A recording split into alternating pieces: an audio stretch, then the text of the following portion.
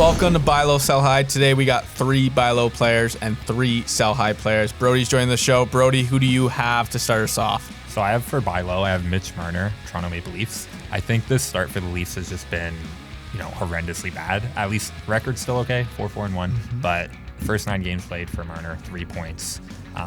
Saturday finally got his first goal, and it was a shit goal, not much to it, but you could just see the monkey off his back. You could see how happy the team was, and it's just like a weight has been lifted off his shoulders. Leads the Leafs in time on ice for forwards with over 21 minutes a night, plays all situations. Like, just 3 points in 9 games. It's not going to continue for the guy, so he's my buy low candidate. Yeah. I mean, a lot of people are talking about this one. I really like this one. People are down on him fantasy, real life, just capitalize on the dip. Yeah, I think the Leafs are going to figure things out here. I mean, they're a regular season team. We talked about it, and they've been pretty bad in the regular season. But, I mean, Marner's not going anywhere. Final point going into week 5 and 6. They have 4 games both weeks. So if they do figure it out, get on a hot streak, have a ton of games, he can win you a few of your next weeks and go from there. Yeah, I like it. I'm going with a popular pick we had in preseason that's off to a very slow start, and that's Elias Pettersson of the Vancouver Canucks. The Canucks in general haven't been, I guess, lived up to the expectations that we had on them. But look, 4 points in his last 9 games, in the first 9 games. His goals expected are higher than what he's actually produced, expected 2.3. Only has 1 goal, so it shows that he's getting opportunities. He's looking good on the ice. He's averaging over 20 minutes a game. He's up with the top percentage of starting face-off starts in the offensive zone, obviously, because he's on line 1. He's not going anywhere. I still think that he's going to have an amazing year, and that 4th round draft capital that he has, I think like you could trade like a 5th or 6th round pick right now to get Pettersson on your team. I think it's well worth it. I think this is more of an obvious buy low, but some people, you can see like he didn't have a great year last year. He's starting off to a slow start. I think it's a great opportunity to pick up Elias Pettersson. Yeah, I love it. The Canucks offenses look somewhat anemic to start the year. Once it bounces back, he's the center of it, right? So good time to buy low. Yeah, I agree. Who you got, Drew? All right, so my buy low, Jake Guentzel of the Pittsburgh Penguins. 1 goal so far in 7 games here, lads, on 22 shots. Crosby missed those first 6 games, though. And without Crosby at center, we've seen Guentzel have a bit of a dip with Jeff Carter there. Guentzel's still an elite goal scorer. The analytics are incredible. 97th percentile WAR, 98th percentile offense, 97th percentile finishing, 94th percentile goals per 60 minutes at even strength. So just an elite player that hasn't had much support for the first 7 games. With Crosby back, I expect him to pick up the pace. A 3rd round pick in drafts this year. Kyle Connor was a 4th round pick. I'd still value them about the same, even though Kyle Connor's 14 points already on the year.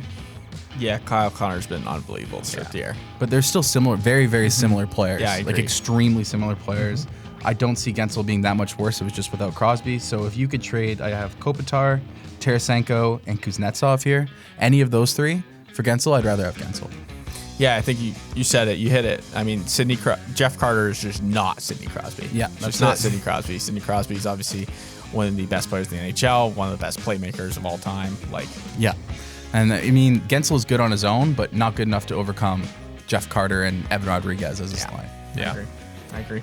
All right, let's go into sell highs here. Sure. So my sell high is Steven Stamkos for the Tampa Bay Lightning. I think, again, looking at kind of guy going 3rd round. Yep. Late 3rd round, early 4th, depending on your league. It's not that he's necessarily overperforming. Like, he has 12 points in 9 games. He's got a high shooting percentage, but he always has a high shooting percentage just since he's an elite goal scorer. The thing with Stamkos for me is always just, at least in recent years, is an injury going to happen? And I look at Tampa, they're a top team. They're playing like a top team, but and he should be a point per game player when healthy. But if he's outperforming that right now, and you can, move up and get someone was a 2nd round pick or maybe late 1st, like if that option's there for you and you can kind of try and get someone who's been underperforming like Marner, and maybe you have to give something else to make that happen, that's where I'm looking on Stamkos and just trying to trade while he's over point per game and, before an injury where he loses all value. Yeah, I think Marner, even maybe like David Pastrnak or Kale McCarr, a couple late round first guys that are struggling compared to Stamkos. I'd rather have those guys than Yeah, Stamkos. I think you'd probably have to give up a little more than Stammer. Yeah. I think another piece, but I think Stammer, like, you look at it, you can look at it 2 ways. He only has 4 power play points out of his 12, and this is a guy who heavily has been that trigger man. Points right? come from power play. but you can see like, okay, like that's room for improvement, or this power play actually isn't as good with Kucherov gone. It's not the same. So I think that he's overproducing 5-on-5 right now than what he usually does. So I think that I really do like him as a sell high right now. I think he's like top 5 for fantasy scoring. Yeah, right and now. he's got name value too, where it's not like he does you have can name sell him value. to someone because they know who Stamkos is. Yeah, I completely agree. I like it. I'm going with a guy who, I guess, Drew, you really liked this guy preseason. I know. I liked him. You liked him preseason. too. I'd give No, him- Yeah, both it was of us Brody. did. It was Okay, Brody. fair enough. I did too, but Brody liked him He more. was my guy. But that's Anze Kopitar of the LA Kings. 13 points in 9 games, off to a blazing start. Losing Drew Doughty is, I think, something that I guess some people are overlooking, but that is huge to this LA team for that power play.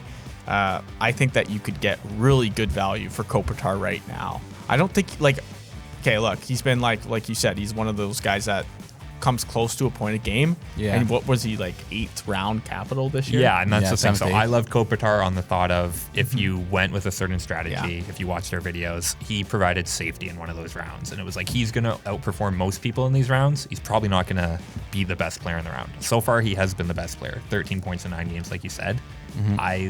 Although I was all in kind of before the season, I still like selling him right now if you can. Yeah, I think that like it's time that you could flip him for someone with a little more value that you liked in the 5th or 6th. We Even talked Guentzel about in the 3rd. Guentzel, yeah, or Pettersson. Like you could throw that out. I don't think anyone takes it, but JT Miller's another guy we talked about. But I think that Kopitar is obviously overperforming. I don't even think I think this LA Kings team in general is overperforming a little. We're seeing a lot of the bad teams overperforming a little bit, like Buffalo, LA. I don't think LA is a good team at all. I think that they're a very bad team and they're bottom 5 in the league. Yeah. But I think that they come down to earth. They struggle scoring a little offensively, and Kopitar's gonna Last struggle point a bit. quick, and I think Doughty, he's a guy analytics guys haven't been as high on recently. He came to play this year. It seems like he just wants to get a spot on Team I Canada. agree. He did what he had to do in the offseason, so losing him does have more value than I think it typically does Yeah, I on agree. power play, like I you agree. said, I and do on their think- overall team. I do think Kopitar is a good player, though. Like, I think that, but at this moment, if you can get more than what he's actually worth, then it's not the right end of the moment. world if you end up keeping him. It's just Yeah. like, sometimes if you can get someone that's gonna be better for the year, then go get him. Okay, so I'm going to get into my super spicy hot take here at Sell High. Hate it. spicy. Hate it. Super spicy. It is Patrick Kane of the Chicago Blackhawks. 9 points so far on the year in 6 games. 5 of those 9 points are on the power play. I want to start with, first of all, he's a good hockey player. I'm not going to say he's not a good hockey player. Highly skilled. Been a point per game player for most of his career, almost every single season. But with that 5-1 win was last night, the hat trick, people are like, Blackhawks are back, right? That's Well, false. it was against the Sens. It was against the Sens. This is my go ahead. It was finish, against the but- Sens, but he was all over Sportsnet, TSN, highlight reel goals. Everyone's like, the Blackhawks are back. I think that this is actually your sell high moment on Patrick Kane. This is your last chance to get that second round value you paid back in a trade. I think this is your life raft in the storm for the rest of the season. Like, you take this now before my you drown. God. The analytics are horrible on Patrick Kane. They always are, though. He's always are. basically Every year they are. He's shitty defensively. I know. Everyone He's knows not that. shitty defensively, dude. It's just the style the team plays. Yeah, that is true. That's my whole point on Kane. He's a liability to the team outside the power play. Power play is where his bread and butter. He has absolutely no value. Okay, not absolutely no value, but he has no value in the peripheral categories in the categories league. Like, you know what I mean? Hits, plus, minus. It's going to be a hurt there. So definitely a sell in categories leagues. Absolutely, if someone is willing to give you second round value. But in a points league, I still think he's also a sell high there. I think this is an apex of his fantasy value for the rest of the season. I'd rather have these players than Patrick Kane. Svechnikov, Aaron Ekblad, Dougie Hamilton, Kyle Connor. I'd rather have Kyle Connor. That's insane. Even if you can get Jake Guentzel plus another good player, I would take that for sure. I'm taking Patty Kane over Kyle Connor Okay. any day of the week, but Okay. Absolutely. I think the point too, they beat Ottawa. Yeah. Ottawa's 2 Yeah. and 8, I think. It's perception of the public, not us. You're overlooking a Monday night game. I think the perception on Chicago is that they're awful. It doesn't matter that he's over point per game. I think people are lower on Blackhawks across the board. yeah, I agree. Okay, I think the Blackhawks are actually bad. One really good game. This is the best moment to sell. I know people are going to disagree, but that's how it is. Hey, some people are going to disagree. It's part of the nature of fantasy hockey, but let us know in the comments, right? Yeah. Let us know what you think of Patty Kane. Also, bonus picks again in the Discord. Drew, tell them when we're going to announce Yep. it. So join the Discord. Link is here below the video, and we are going to announce those Thursday night. Thursday night. So enter the Discord. We will announce those, and we'll see you guys next week. Yeah. Don't forget to subscribe. Yep.